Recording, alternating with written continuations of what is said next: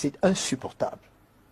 Et surtout venant des gens, premièrement, qui n'ont jamais rien fait pour leur pays, et deuxièmement, qui ne savent absolument rien de ce dossier. Je crois qu'il faut qu'ils sachent ce soir qu'il y a des moments où il faut savoir respecter ce que les autres ont fait, même si on ne les aime pas. Monsieur le ministre, bonsoir. Sentiment de mission accomplie.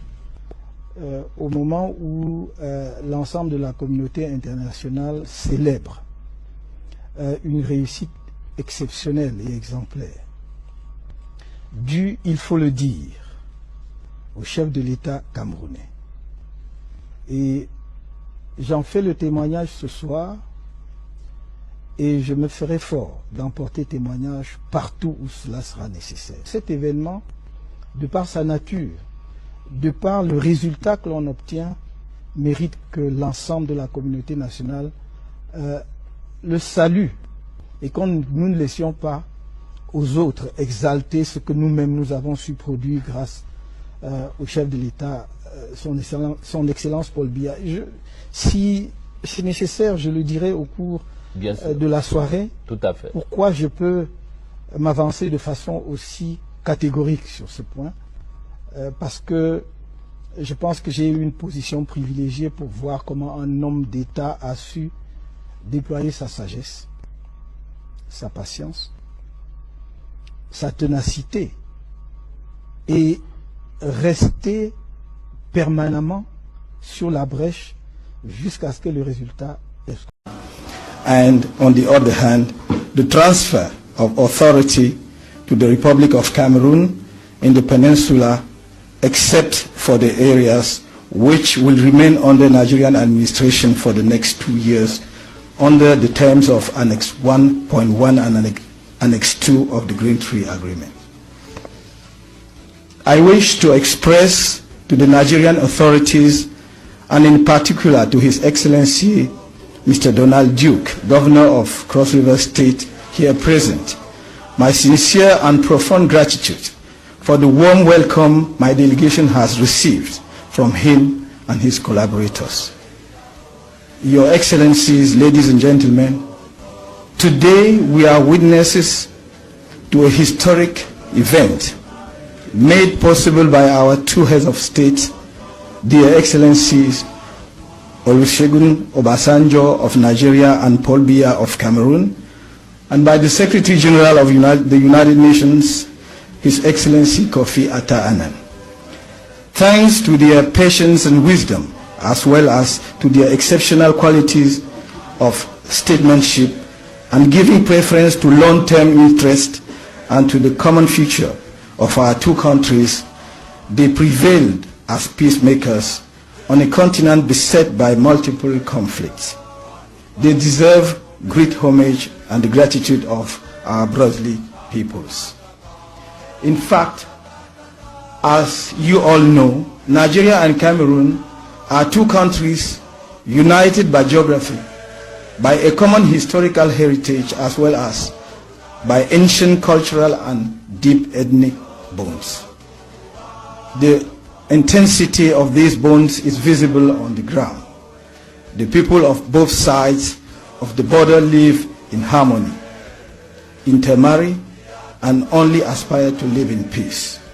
This can be viewed in the light of the serenity prevailing between citizens. Je l'ai dit en introduisant cette émission, on voit bien dans votre démarche, Maurice Kamto, et quand on écoute également un certain nombre de Camerounais, ils pensent que la clé de voûte de l'alternance cette année se retrouve dans la capacité de l'opposition à se mettre ensemble. Mais en réalité, est-ce que le problème de l'opposition camerounaise aujourd'hui n'est pas ce que Mathias Ouonangini a appelé le complexe messianique. Moi, j'aurais dit le complexe du miroir, c'est-à-dire que chacun de vous se voit, quand je parle de vous, l'opposition, chacun des leaders de l'opposition se voit plus beau qu'il ne l'est en réalité. Est-ce que ce complexe-là ne va pas tuer cette volonté d'union que vous appelez de vos voeux? Ceux qui parlent de complexe messianique, qu'est-ce qu'ils auraient voulu? Qu'est-ce qu'ils s'attendaient à quoi? Qu'un jour, il y a un individu qui se lève et il dit « je suis candidat de l'opposition » et tous ceux qui se sentent de l'opposition s'alignent derrière lui. Tout de suite, tout de go. pour que l'on dise qu'il n'y a pas de complexe messianique au Cameroun. Je me réjouis qu'il y ait autant de personnalités de valeur dans l'opposition camerounaise, autant de personnalités brillantes, patriotes. Maintenant, justement, que ces personnalités se sont signalées, il est temps qu'elles se rapprochent et que l'on regarde au regard des réalités d'aujourd'hui, des réalités politiques d'aujourd'hui, des réalités en termes de présence effective sur le terrain aujourd'hui, qui peut être le mieux pour porter le brassard, j'allais dire, de capitaine de cette équipe qui est l'opposition. Nous avons un pénalty à tirer. Et c'est une seule personne qui tire le pénalty. Il faut désigner celui qui va le tirer. Et quand le pénalty est marqué, c'est dans l'intérêt de toute l'équipe. Apparemment, vous avez déjà arraché le ballon pour tirer le pénalty. Je veux que mes camarades me laissent le tirer. Je ne veux pas vous cacher cela. Oui. Maintenant, il s'agit peut-être de convaincre ceux qui hésitent encore de ce que ma jambe, mon pied ne va pas trembler. Et je peux les assurer que mon pied ne tremblera pas. Donc qu'ils viennent pour qu'on marque ce pénalty et que justement on libère notre pays et qu'on avance. Et l'idée des primaires de l'opposition, est-ce que c'est une idée qui vous séduit? J'ai toujours posé la question, Jean-Bruno, comment on l'organise? Parce que c'est une idée qui n'est pas nouvelle, voyez-vous. Mais personne, chaque fois que j'ai posé la question des modalités pratiques de son organisation, personne n'y a répondu. Mais c'est une histoire qui est désormais, pour ce qui nous concerne, derrière nous. Vous comprenez? Parce que la convention du MRC a eu lieu, son candidat a été investi, et il se veut en même temps donc le candidat et du MRC et des forces pour une alternance. Non, sauf questionner mon patriotisme. C'est insupportable. Et surtout venant des gens, premièrement, qui n'ont jamais rien fait pour leur pays, et deuxièmement, qui ne savent absolument rien de ce dossier. Je crois qu'il faut qu'ils sachent ce soir qu'il y a des moments où il faut savoir respecter ce que les autres ont fait, même si on ne les aime pas.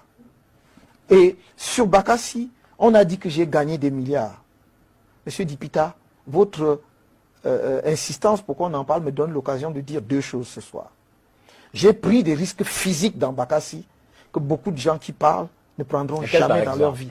Nous avons volé par hélicoptère de nuit pour nous poser à Manfé de nuit parce que nous venions d'une visite sur le terrain où nous sommes partis très tardivement. C'était d'ailleurs plus précisément de Djabane. Notre hélicoptère est tombé comme une pierre à Niamey. Je suis sûr que vous ne savez pas où se trouve Niamey. C'est une montagne de l'extrême nord, perdue dans la chaîne montagneuse, où nous allions voir un village qui avait été brûlé, alors que c'était un village camerounais. Nous voulions vérifier la véracité des faits avant de passer à la phase où on entamerait la démarcation. Je l'ai fait. Mais mieux, ou pire, ou mieux encore. Nous sommes partis de Maïdougouri, qui est la ville de l'extrême nord du Nigeria, pour Taraba State, qui est la ville qui est à la même hauteur que le nord-ouest. Et nous allions à Gembu. Gembu, c'est justement la ville nigériane où nous rendions. Vers Jalingo, qui est la capitale de Taraba State. Mes camarades, parce que j'étais chef de délégation, ont fait un accident. Entre autres, Abanda, il est aujourd'hui décédé, paix à son âme. Mais les autres sont vivants, M. Akamba, ils ont fait un accident. Heureusement,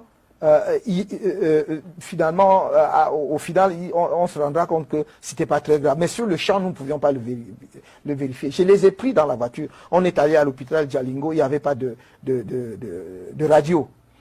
J'ai voyagé de nuit pour arriver à l'hôpital de Fumbana à 4 h du matin pour m'assurer qu'ils étaient en bonne santé et qu'il n'y avait pas d'hémorragie interne. Mais ça, c'est pas le plus grave. Le plus grave, c'est le jour où nous partons du Nigeria pour rentrer au Cameroun et on nous guide sur une piste de trafiquants. La piste de trafiquants, les véhicules ne se croisent pas. Parce que c'est une piste creusée à la main. Une seule voiture peut descendre. Notre voiture était encastrée, c'était un 4x4. Nous sommes sortis à 1 h du matin pour chercher dans les villages avoisinants si on pouvait trouver une hache pour enlever les racines qui encastraient notre véhicule. Quand nous sommes arrivés vers Sabongari, les populations étaient époustouflées, abasourdies parce que trouver des citoyens, j'allais dire presque normaux, dans de telles régions, c'était inhabituel. Et il y a des gens qui viennent questionner mon patriotisme là-dessus. On pouvait se noyer combien de fois vous êtes remonté après ces gens, Maurice Kamto? Non, je ne suis pas remonté. C'est l'occasion de leur dire ce que ça vous a rapporté aussi ce soir. Qu'est-ce que ça vous a rapporté? Très bien, monsieur Dipita, merci. Dans Bakassi, je n'ai jamais eu de contrat avec l'État camerounais. Je n'ai L'État même jamais... L'État vous a-t-il désintéressé Je n'ai même... d'une quelconque manière déjà, que ce soit? attendez, pourquoi vous posez une question importante et vous me donnez l'impression que vous ne voulez pas que... Je voudrais expliquer clairement aux Camerounais ce qui s'est passé. Parce que ça revient un peu trop souvent. Et justement, les gens veulent diminuer, j'allais dire, la part de contribution que j'ai pu faire au service de mon pays pour ma patrie dans Bakassi, en disant que je me suis enrichi dans Bakassi. Permettez donc que je clarifie ce point. Je n'ai donc jamais eu de contrat. Parce que quand on vous dit que j'ai gagné, j'avais un contrat de 500 millions, on vous parle même de Brain Trust. À ce moment, quand j'ai démarré l'affaire Bakassi, le Brain Trust n'existait même pas. Et quand vous dites que j'ai eu un contrat rémunéré 500 millions de francs par an, avec un bonus à la fin de 5 milliards, c'est quand même, nous sommes devenus quoi dans ce pays? Je n'avais pas de contrat. Je n'avais même pas une lettre formelle écrite qui me disait, voilà, on vous confie le dossier Bakassi. Ça s'est fait au téléphone. Je vous ai expliqué, en tout cas j'ai expliqué aux Camerounais que je suis entré dans le dossier Bakassi par un coup de téléphone du ministre d'État, Ferdinand Oyono, ministre des Affaires étrangères. J'étais à l'amphithéâtre à Douala en train de donner un cours. Le doyen de la faculté m'a appelé en disant, on vous appelle de Yaoundé. J'ai pris le téléphone et c'était le ministre d'État au bout du téléphone. Et il m'a dit, je voudrais vous voir. Et je lui ai dit, je peux être là vendredi. Il a dit, je vous attends. Vendredi, je m'y suis rendu et il m'a demandé si je voulais prendre en charge le dossier à la demande du président de la République, ce que j'ai fait. Monsieur Lipita, pendant tout le temps que j'ai travaillé dans Bakassi, nous étions traités comme des fonctionnaires camerounais lorsqu'ils se rendent en mission. Donc si nous allions au Nigeria, on calculait nos frais de mission comme des fonctionnaires camerounais qui vont en mission au Nigeria. Si nous allions à Paris ou à La Haye, on calculait nos frais de mission, chacun sur son grade, comme on le fait dans la fonction publique. Si vous êtes fonctionnaire de catégorie indistinct, on calcule vos frais de mission sur cette base. C'est connu. Et je le dis ici aujourd'hui, parce qu'à un moment donné, il faut que la vérité soit connue des Camerounais. Et donc, je n'ai pas eu de rémunération particulière autre que celle que je viens de vous dire. D'où vient-il qu'on puisse dire aujourd'hui que j'ai eu, même pas des centaines de millions, mais des milliards de francs CFA?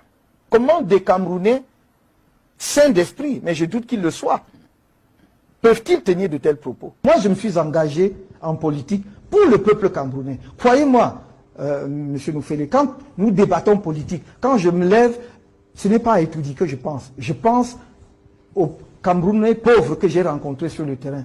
Celui que j'ai rencontré à Ouaza en train de boire de l'eau dans une flaque d'eau qu'il a ramassée dans la rue. C'est ça qui me guide, c'est ça ma motivation. Vous allez être surpris, je vais puisque vous parliez de scoop, une révélation, je vais vous dire aujourd'hui, je ne suis pas né avec écrit sur mon visage président de la République. Je me bats pour que triomphent mes idées. Et si mon rôle c'est d'ouvrir la voie pour que ces idées triomphent demain avec d'autres, alors j'aurai gagné. Croyez-moi, j'ai décidé de ne pas transférer sur les générations